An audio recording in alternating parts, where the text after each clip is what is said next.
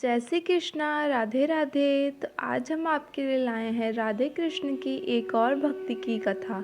आशा करती हूँ आपको ये कहानी बहुत अच्छी लगेगी। तो चलिए शुरू करते हैं। आज से बहुत समय पहले की बात है।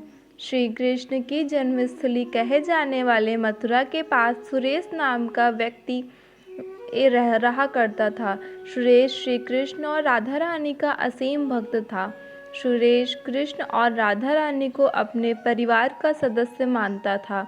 सुरेश की आस्था के चर्चे आसपास पूरे ब्रज क्षेत्र में फैले हुए थे। सुरेश बड़े ही पावन भाव से राधा व कृष्ण जी की पूजा पाठ किया करता। उसके घर में जो भी भोजन बनता तो वह पहले राधा रानी और कृष्ण को भोग लगाया करता, बाद में खुद सेवा किया करता। उसमें भी राधा रानी को सुरेश अपनी पुत्री मानकर उनकी पूजा पाठ किया करता।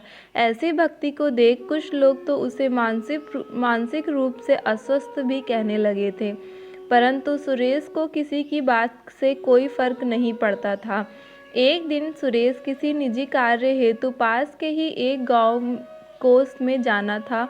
उस समय सफ़र के लिए इतने साधनों की उपलब्धता नहीं थी, जिसके कारण सुरेश को पैदल ही जाना पड़ा। पूरे दिन वह कार्य हेतु इधर उधर घूमता रहा।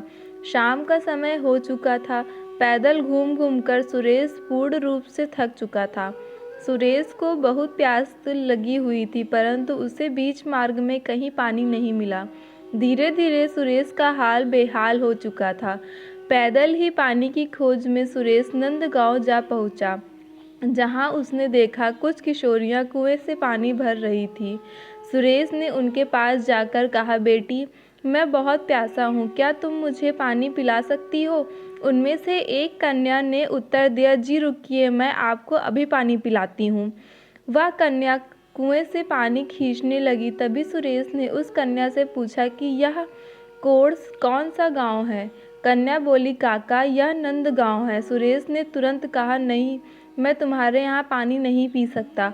कन्या ने पूछा, क्या हुआ काका, कोई बात है क्या? सुरेश बोला, हाँ, यह तो हमारी राधा रानी का ससुराल है और बेटी के ससुराल का पानी पीना तो पाप का भागी योग्य है और मैं पाप नहीं कर सकता। सुरेश के मुख से यह बात सुन वहां उपस्थित सभी किशोरियां सुरेश की भक्ति देख हैरत में पड़ गईं।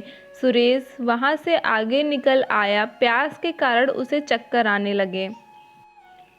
आंखों के आगे सभी धुंधला सा होता जा रहा था। पानी की खोज में पैदल चलते चलते सुरेश नंदगांव से भी दूर निकल आया था और एक समय ऐसा आया कि सुरेश प्यास के कारण जमीन पर गिर गया और वह बेहोश होने वाला था। परंतु फिर जो हुआ उसे देखने व सुनने वाला सभी हैरानी में पड़ गए। पास से ही एक छोटी सी कन्या दौड़ती हुई सुरेश की तरफ आई और सुरेश के पास आकर बोली, बाबा, यह लो, पानी पी लो, आप बहुत प्यासे हो। सुरेश ने बालिका से कहा कि नहीं नहीं बेटा, यह नंदगांव है और मैं यहाँ का पानी नहीं पी सकता। बालिका ने उत्तर दिया कि बाबा, नहीं, यह नंदगांव नहीं है, यह नीम गांव है। नंदगांव तो कब का निकल गया। इतना बोल बालिका ने सुरेश को पानी पिलाया। सुरेश ने बाद में उस बालिका से उसका नाम पूछा। बालिका ने बताया कि मेरा नाम राधा ही, और इतना कहकर बालिका वहां से गायब हो गई। सुरेश आश्चर्य में था। उसने राधा रानी की जय बोलकर उन्हें धन्यवाद किया। यह बात जिसको पता चली सभी हैरानी में थे कि भक्त की भक्ति के आगे विवश होकर राधा रानी को भी बालिका के स्वरूप में स्वयं आना ही पड़ा। तो ये थी हमारी राधा रानी की एक और भक्ति की कथा। आशा करती हूँ आप सबको ये कहानी बहुत अच्छी लगी होगी। तो ऐसे ही ढेर सारी कहानी सुनने के लिए हमारे चैनल कानूज़ वर्ड से जुड़ें।